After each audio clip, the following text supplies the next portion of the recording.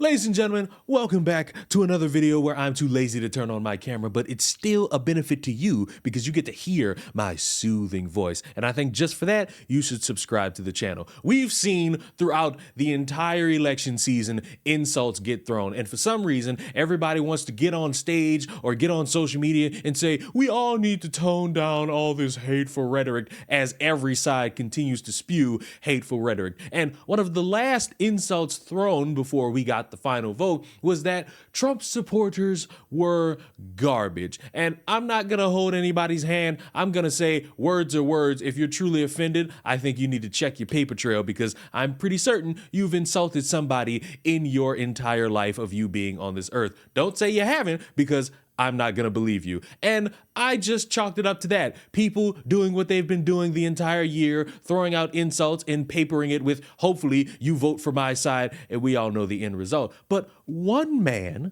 decided, I am truly in fear. I don't know how to actually operate in society knowing that I live amongst the Trump supporters, the trash, the garbage, and I'm pressuring myself, and I am too afraid to go and live my daily life as a 44-year-old man. Which brings us to this. I think it's a little bit funny that he sat there and claimed that he was pressured to do it by Joe Biden as if Joe Biden was Aaron Yeager and he just brushed him on the head and say, you should do it.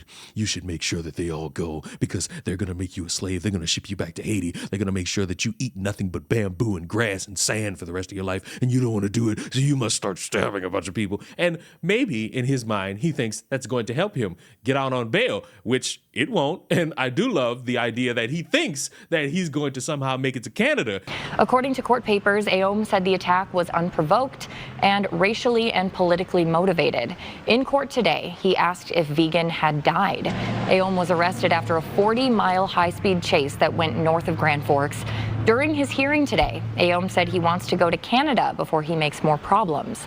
The judge set bail at $250,000. He won't because he's going to go to jail for assault and attempted murder. And that's the right outcome. I do not care how much you get paranoid about the real world. You immediately lose your right to be paranoid and anyone caring about your paranoia when you start taking action that doesn't benefit anyone. You tried to kill somebody and you thought you can get in front of a bunch of people and think, oh, but on CNN, there was this interview and they're all saying that we're all gonna die. And oh my God, that should give me the leeway to have a little bit of pressure on my back and to start stabbing everybody to and fro. No, you don't get far in life acting on your paranoia. You actually get a different type of sensation that's not good for you, but you know, I don't really care because you lose the right for me to feel bad for you. And it's Big Tyrone knocking on that cell and saying season's greetings as he pulls down his pants and the rest is history. And I'm gonna need everybody who's watching this to remember that you can disagree. I know I've said it numerous times and you might be sick of me saying it, but guess what? The people who are right never get sick of saying when they're right. All these disagreements, all these back and forths, all of it, everybody does it and it's pointless. And if you're going to act upon your paranoia and just start stabbing random people, or you're gonna start kidnapping women because you're afraid they're not gonna have sex with you anymore because they don't want to live in a society where they have to worry about their rights being taken away, you are losing your collective minds acting upon paranoia. Don't do it. It's not good. Actually take a break. Stop listening and doom scrolling and seeing all this negativity and maybe one good time. Just relax. Take a breath. Eat some food. Go pay a stripper. Go do something worthy of your time and worthy of your energy, because constantly seeing or acting on all this negative, it's not helpful, especially to you. If you do it and you think you're going to end up getting away with criminal activity, you won't, you fucking dummy. And that's what you get. Now you're going to go to jail. Hopefully you go to jail for the max sentence and they don't give you no leeway. I don't care how guilty or pressured you feel about Joe Biden. Joe Biden don't fucking know you.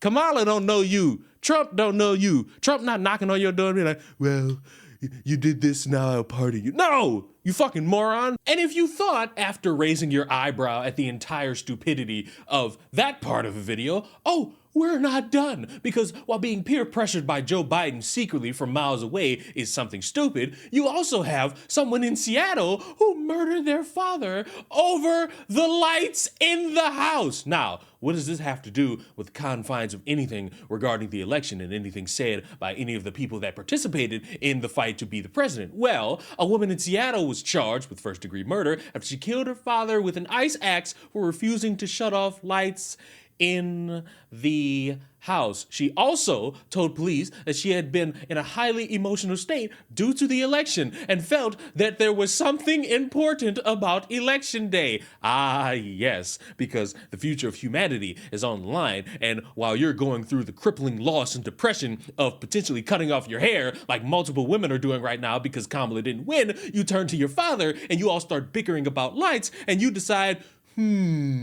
yeah, it's time for you to no longer live. Corey stated her father started arguing with her about the lights being shut off, and she just freaked out. The defendant told detectives that she knew that she could not convince him to keep the lights off. So she went upstairs, retrieved an ice axe, and tripped her father, strangled him with an axe, and her hands, and then bit him and hit him several times in the head and side with the blunt and sharp ends of the ice axe.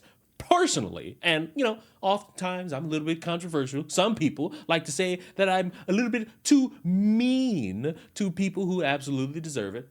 But I want to touch everybody's hand so virtually when I say this. Fuck the both of them. Fuck their weird, stupid ass reasons. They don't deserve any sympathy. They deserve scrutiny, criticism, and oh, might I also add Big Tyrone in one cell and Big Frida in the other cell. Fuck them both. Don't let this damn election think that you can get away with anything under the sun. You both deserve to rot in hell and in jail. Subscribe to the channel, and I will see you in the next one. Mwah.